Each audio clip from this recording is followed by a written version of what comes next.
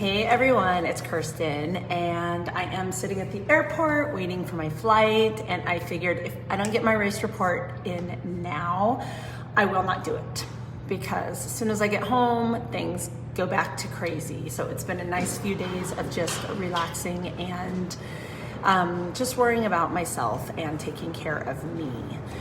So I want to do a race report, and I want to share what Ironman Wisconsin is like for those of you who are considering doing Ironman Wisconsin, and then also my personal experience. So I'm going to break them up. So if you guys are just here to see like, oh, is Ironman Wisconsin for me, then you can stop listening after that. So you don't have to hear about my personal experience if you are not wanting to hear about that.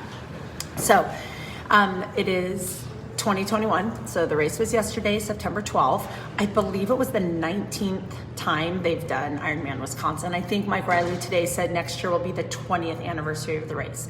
So it's been going on for a while. And I actually never had the desire to do it. I'd never been to Wisconsin, and I don't know, it just never was a place that appealed to me. But last year when they canceled St. George, I had the option of rolling my entry into a race this year. And since I'm way behind on my marathon states, doing 50 states, then so I looked at the races where I haven't done a marathon. So if nothing else, I could check off a new marathon state this year. And my options were Maryland or Wisconsin. And I talked to a handful of people that have done both. And both of them said, hands down, Wisconsin. So signed up for Wisconsin. So as far as the race goes, it was first of all, getting to Madison was super, super easy, and getting through the airport, coming from Denver, if there's any Colorado people here, you guys will totally understand this. I got off the plane at 5:05. I got my luggage and my rental car by 5:15. So right off the bat, I was like, this is so easy. It was really awesome because, as you guys know, if you go to Denver, by the time, if you landed at 5:05, you would have your luggage and your rental car by like 6:05. So it was a big treat. So that was really nice. So I had time to pick up my bike. Oh, I'm not talking about my personal thing first. Okay. So I picked up my rental car. It's a little, for me, never have been to Madison. It was a little confusing, the traffic, because it's a college town, and there's like 5-way stops everywhere, and you can go this way on red, but this way not on red. And I think I disobeyed like 20 traffic laws, so I'm sorry, but it was really confusing. So I was actually getting a little frustrated driving. And the way the venue is set up, when you're going to athlete check-in and checking your bike and everything, all the big parking garages were closed, so I didn't know where to park, so I drove around a lot. There was construction. They were setting up for the race. So I was like, this race venue for like logistics was really frustrating for me. But that was fine. I mean, it's no big deal. It's just, I'm just comparing it to other race venues I've been to. And then athlete check-in, it was just like, I think I got in like 8,000 steps on athlete check-in day. So it was a longer check-in than, like, it's over this whole like huge convention center. It's not just in one spot.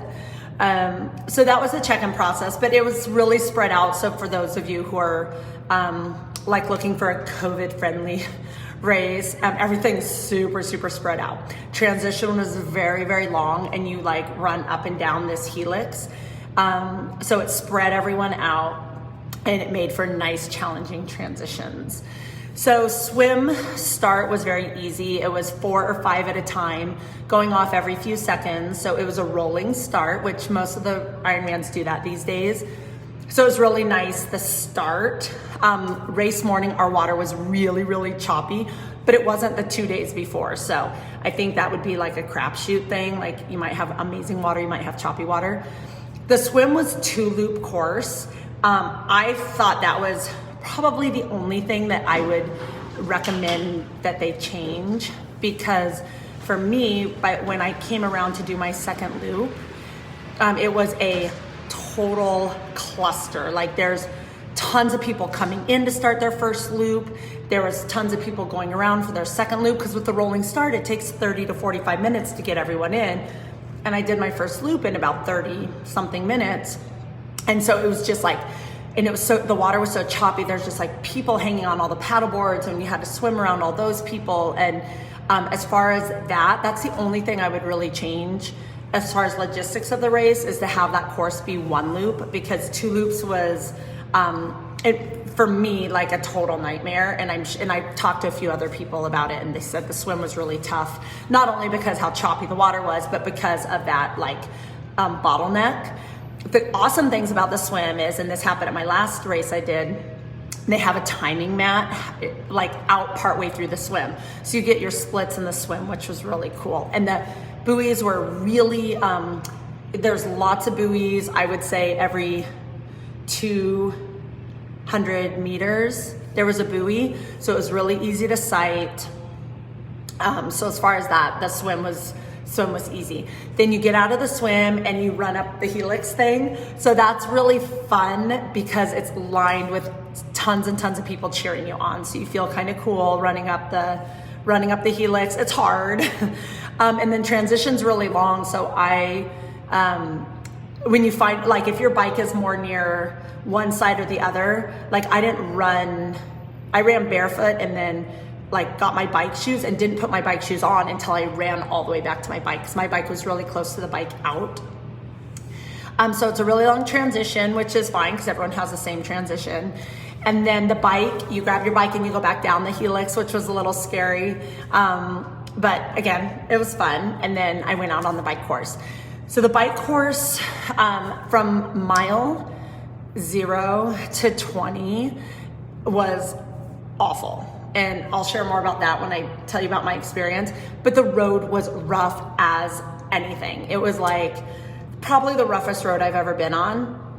And so if you aren't used to that, or if you're don't bike outside a lot, or if you're I don't know, there was people's bottles were flying everywhere because there were so many like huge just chunks out of the road. It was just so rough for 20 miles. And then after you go out, you do 2 loops of beautiful, smooth roads for the most part. Gorgeous, tree lined. It reminded me a lot, for those of you who live in Colorado, of like Elephant Rock, or those of you who have done Wildlife Loop in South Dakota. It's like the second half of the loop. That's all in that trees. That's like some climbing and big descents and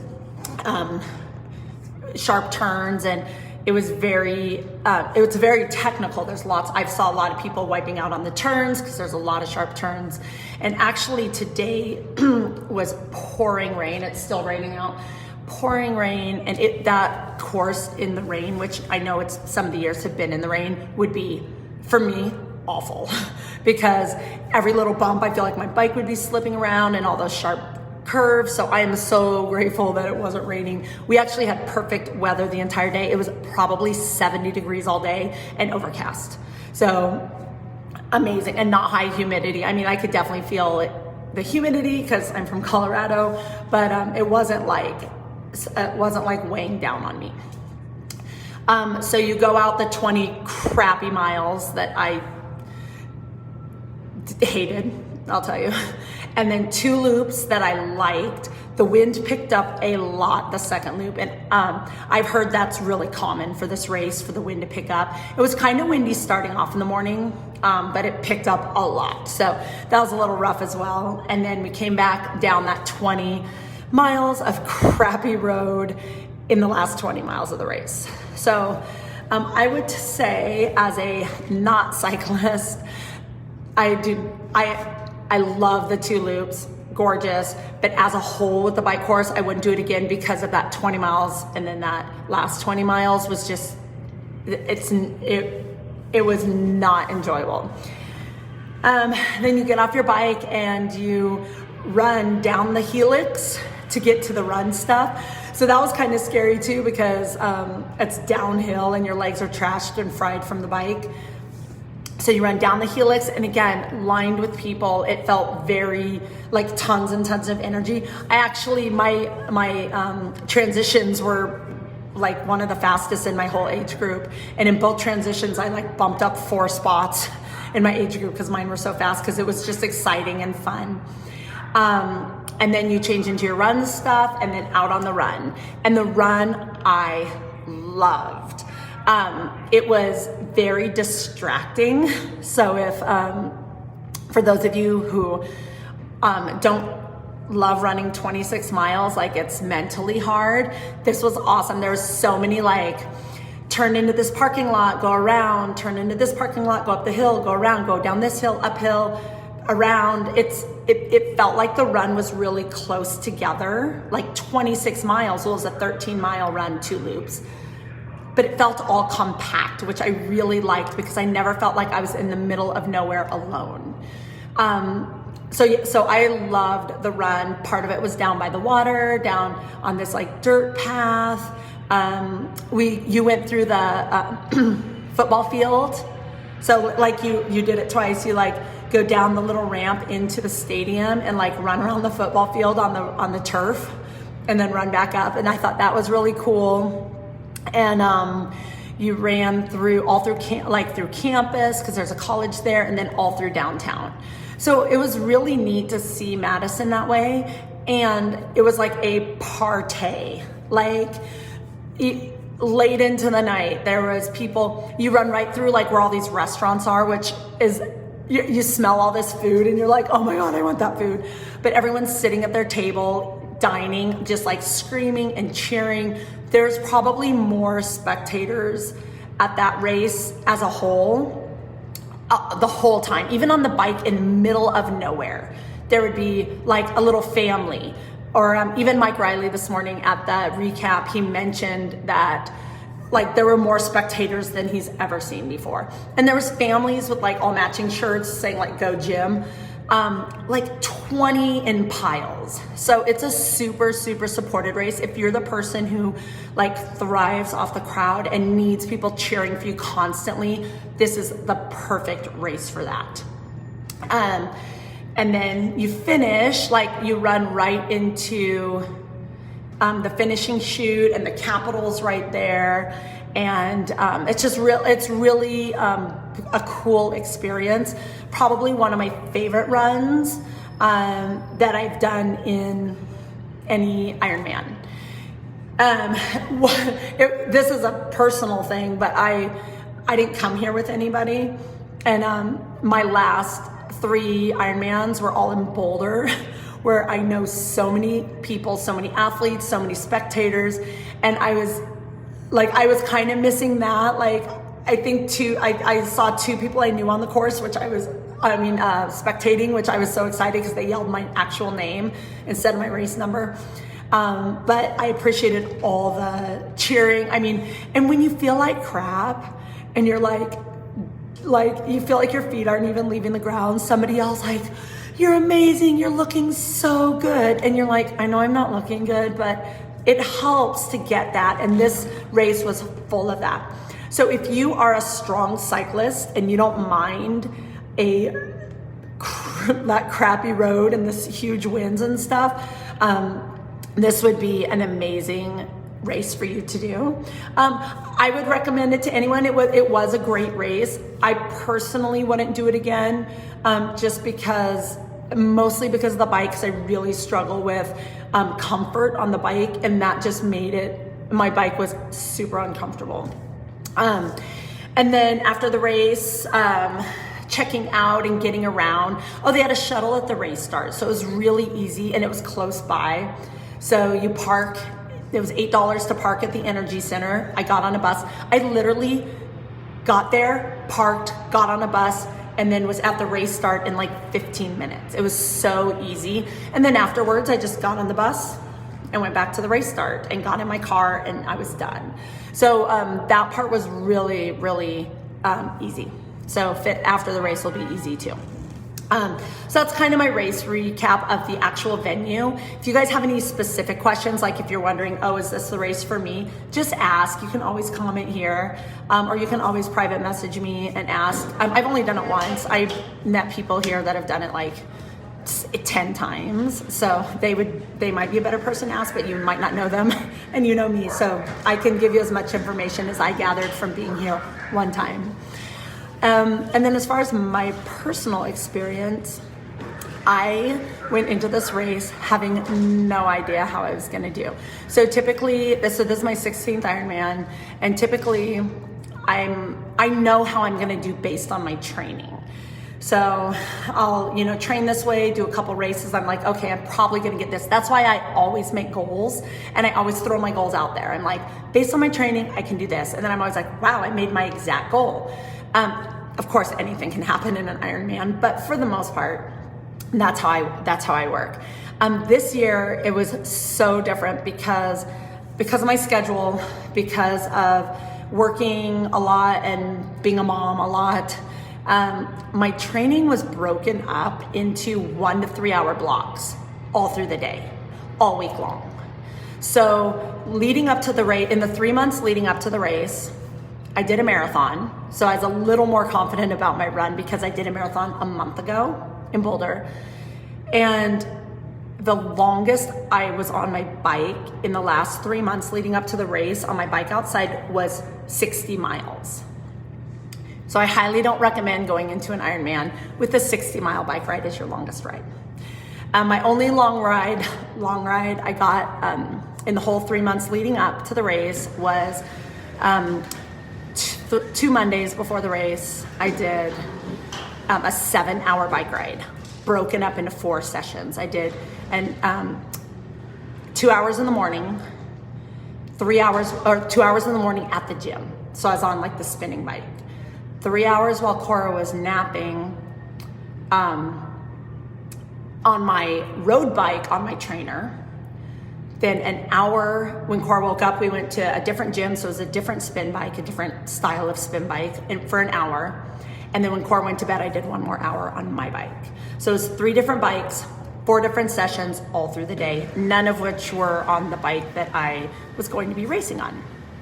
So so that is not ideal for an Ironman, but I got in a lot of training. So like my high mileage week was 28 hours, but it was so broken up. And then I tapered for 2 weeks. I did 14 hours the following week and 7 hours last week. I felt really, really rested as far as like my muscles. I felt really good going into the race. And I was a little tired, but not like I have the last few Ironmans or actually a few ago I did, but since I've had Cora, I never really feel rested for a race. But I felt really rested going into this, and that's why I didn't know what was gonna happen. I knew I would do fine because I have a lot of experience racing, and this is my 16th Ironman, but I wanted to do really well. I wanted to get under 11 hours. I ended up getting 11:50, so 50 minutes longer, but I got the time that I was trained to get. Like I couldn't have gone any harder. So for my personal race, I got up extra early because I wanted to be at the swim start, to be near the front. It's a rolling start.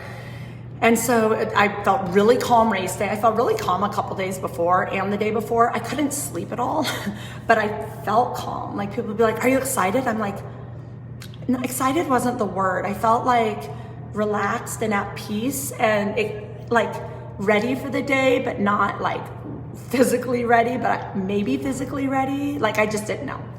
So I got to the swim start. I started the exact place I wanted to start. The first part of the swim felt really, really good, but then the water started getting choppier and choppier and choppier. And I don't mind choppy.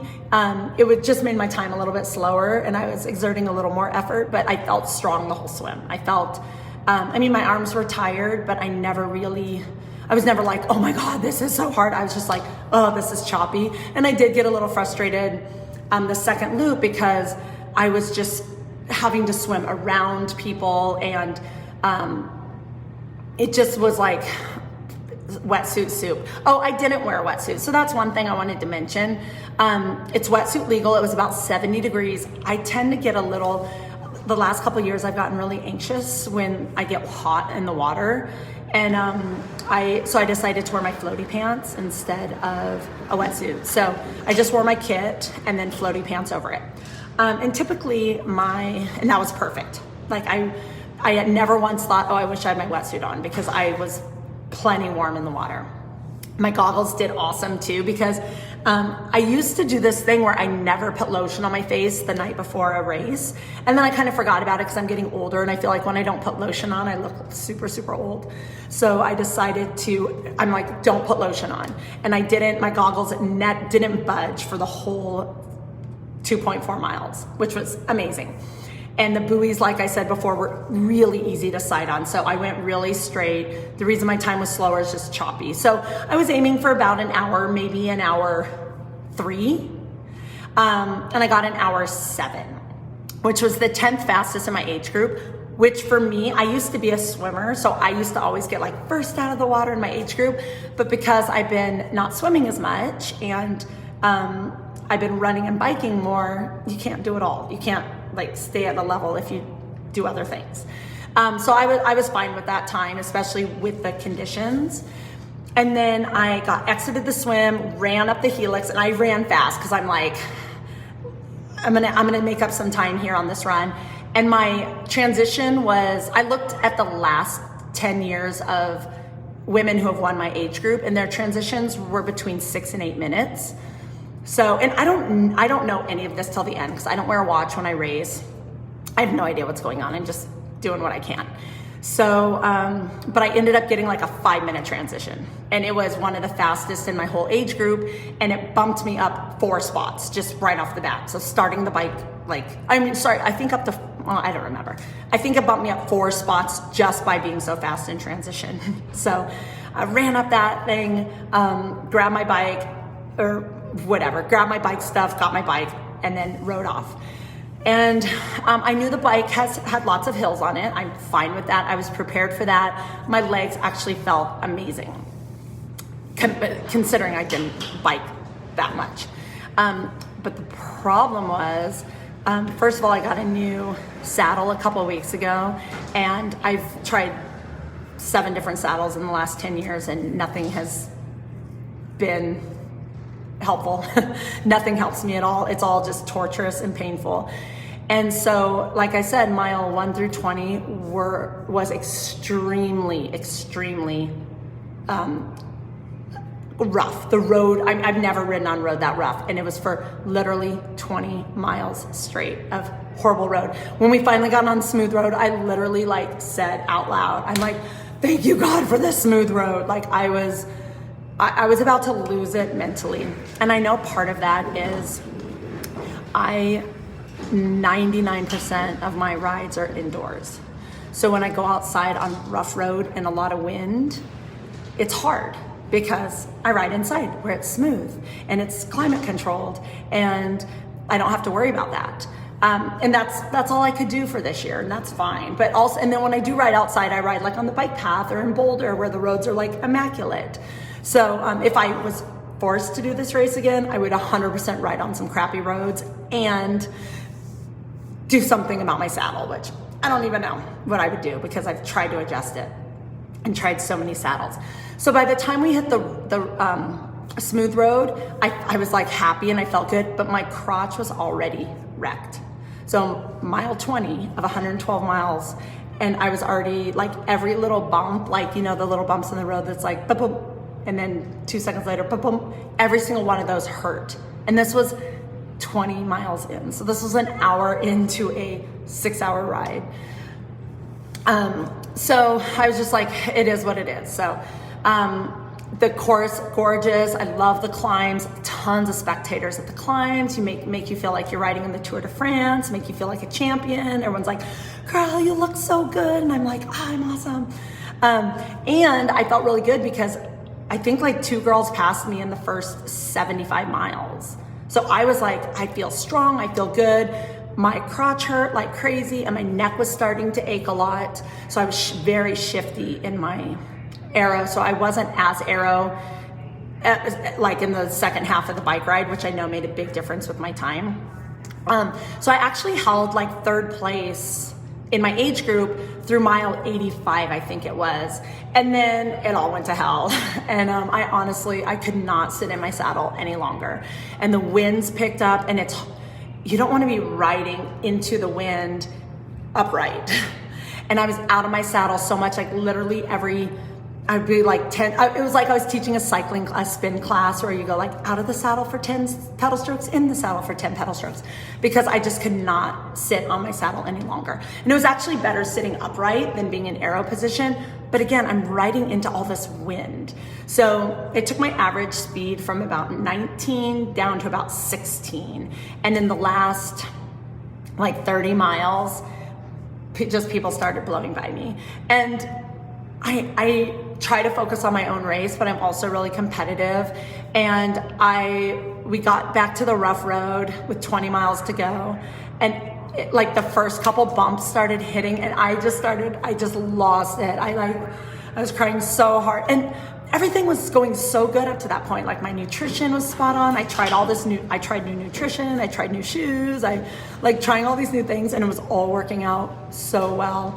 And my legs felt so good. And I just could not, like, I was out of the saddle pretty much the last 20 miles, just like sobbing. I'm like, I can't do it. And I would sit for a minute to rest because my neck and shoulders were getting really tired standing up. And I would sit down for a minute, and then I'd hit a bump, and I'm like, no. And I would be like, ah. I was literally out loud. Like, I was so frustrated. And so that last 20 miles, I think my miles per hour slowed to like 15. Like the last 10 miles, I just wanted to get off the bike. I was literally miserable. I was just sobbing and miserable. And I got off the bike, and I just so I rode the bike up the helix because my legs felt okay. And I just out of the saddle, got in a small gear and rode my bike up the helix. I got off my bike, and I just ran through transition. And again, so I got off the bike. I think I was in 9th place after the bike. And then I bumped back up to I think I went up 4 spots in transition again because I was like, I'm so happy to be off this. I'm just sprinting through transition. So I sprinted through transition, started the run. My legs were tired, of course. If you've ever ridden 112 miles on the bike, I don't care who you are, and then you try to run a marathon after, you're gonna have tired legs, but they actually felt pretty good. So I started off just how I always do, just small steps, grab my nutrition. I've been using Infinite, but I've never done it for an Ironman. And you're supposed to take a bottle an hour. So that's like 12 bottles, and you can't carry 12 bottles on the race. So I did a concentrate of it, and then I would like mix it with water. So on the run, I was just like taking little like sips of it and then like chasing it with a cup of water.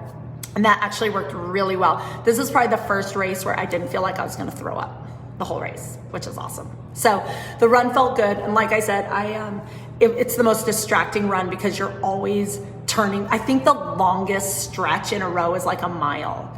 And that's like so short. There's races where you go for like 4 miles, you turn around, 4 miles, turn around, and you just feel like you're running in the same direction forever. This was so compact, and there were so many people. And again, it was like 70 degrees and perfect temperatures. So I got started, I felt great. Again, I don't wear a watch, so I don't know how fast I was going. I ended up every like 10K or so, I was like bumping up a little in the standings. So I think I started the run in like 10th or whatever. 10th, and then I was like 9th and 8th. Anyway, I felt really good the last 10K, and I'm like, I'm just gonna try to like power it in as fast as I could go. So I was on a mission the last 10K. I don't know what my time was. It was like an 8-something pace. It was right like what I was expecting it to be. I wanted to get around a 4-hour marathon, and it was 4:07. So super, super happy with that, especially since I had 2 pretty long porta potty stops, which we don't need to go into detail. If you want details, message me. I'll tell you everything you want to know. But that's pretty common for me too. So that is what it is, right? So I ended up finishing. I turned to go into the finishing chute, and I started sobbing. And there's been a couple races that I've been that emotional, like now. So I don't know what it was, but it was like, I don't know. I don't know why it was. I just started like, so I'm running through the finisher chute, just like eyes are like streaming with tears. And so I finished. Luckily, I like when I'm the only one in the finishing chute, because then they say your name without everyone else's name together. I looked up, because like I said, I don't wear a watch. I looked up, the time said 11:51, and I knew I started right like near the beginning. So I knew I had under 12 hours. And when I was at the end of the bike, I was kind of calculating what I bet my time was. And I was like, I bet my swim was a little slower. I guessed my swim was like 105, and my transitions were like 7 minutes is what I guessed, because I didn't know what they were. And then I figured my ride was like 6:30, and it was 6:25. So I was actually really close to my what I thought I was doing at the time. So I knew if I ran around 4 hours, I could get under 12 hours. So the thing that's cool about that is it took me 12 Ironmans, because this is my 20th year. So my first Ironman was in 2001. It took me 12 Ironmans to be able to get under 12 hours. And now my last 4 Ironmans have been under 12 hours in more like adverse training situations. So like the first 2 were, my 12th and 13th were under 11 hours. They were when I was in like amazing shape. I was doing 400-mile bikes before the race, 4 20-mile runs before the race. I didn't have a baby. I was like just training all the time. That was in 16 and 17. And then 2018, I had Cora. 2019, before Cora was won, I wanted to do the Boulder Ironman to like prove I could. My training then was similar to what it is now. And I got under 12 hours without, like, I mean, I worked hard, but without working as hard as I used to work to get like 13 and 14 hour Ironmans. So it's just really cool that over time, if you're new to triathlon and you want to get faster and you want endurance to be easier for you, it will be. Just stick with it. Endurance takes a long time to build up. And it's so nice that over time, 20 years after I did my first Ironman, it's easier to get under 12 hours than it ever was when I was doing more training and I was younger. So it's just like I thought about that when I was running. I was like, if I get under 12 hours, this would be so cool, because, you know, since I first got under 12 hours, I've always been under 12 hours. The other thing that I thought about when I saw my time is, this is my second Ironman since I've had Cora, and it's my fastest. It was 5 minutes faster than 2019. And so it's my post Cora PR. So I have to be happy with that. It's different training. I used to literally like train whenever I wanted to. Like I still worked a lot then, but it was all like, I could be like, ooh, I'll you know, go on a bike ride from 7, 8, 9, 10, 11, 12, 1, 2, from 7 to 2, and then I'll run from 2 to 4, and then I'll work from 4 to 9. Like I used to have all the time in the world and all the freedoms in the world. And I don't have that anymore, because now I work at a place where I have a schedule, and I have a child where I have a schedule. So it's my post-Cora PR. I'm proud of myself for finishing, because I know I don't take for granted that a lot of people can't do this, or like they don't want to. I know a lot of you guys are probably like, why would you do that? So I'm very grateful that I have an able body and I could go 140 miles in one day. Like that's really, really cool. So I'm really proud of myself for that. I got my post-Cora PR. I rallied on the run, even knowing that my bike was not what I wanted it to be. And I ended up 7th in my age group out of, I think, 80 women. So that's nothing to be disappointed in. And I think I can't remember for women, maybe 30th, 26th. I don't know. It was pretty good placing for women. And I'm 48 years old, and I can still do this after 20 years. So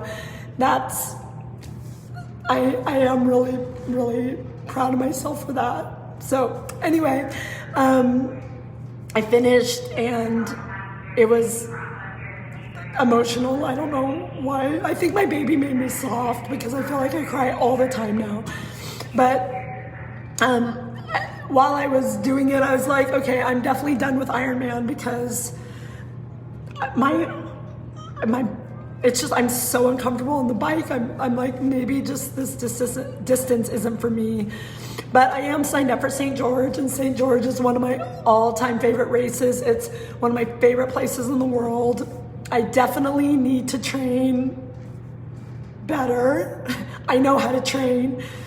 And Cora will be a year older, and it'll be a little easier, and I'll make it happen because I do want to go to Kona one more time because I really want to bring Cora there and show her how amazing it is and how cool all these athletes are that are working really hard to get to where they want to be and to better themselves. And I think that's really important for her to see. So I'm gonna go balls to the wall, give it everything I have in St. George so that I have a chance. Sorry, I'm a mess, Jesus. And then maybe call it quits after that. If I did a half yesterday, I would have killed it. I was super trained for a half, like amazingly trained for a half. So I do have a half in a month. So we'll see how that goes. And I appreciate you guys. If you're still here listening, I think this is like 30 minutes long or something insane. But if you're still here, thank you guys for cheering for me. I got so much love through social media and texts and messages. And you guys have no idea how much that means to me. Literally, when I finished, I didn't even want the food tent. I didn't want help with anything. I just wanted to get to my bag, my morning bag, so I could get my phone and like see you guys and your support and your love. Like that fills me up and that makes me feel really special. So thank you guys very, very much. And gotta get on a plane. Gotta get home, get my baby, get my doggies, and get back to the grind. So I hope you guys have an amazing day. I appreciate you, and I will talk to you soon. All right, bye.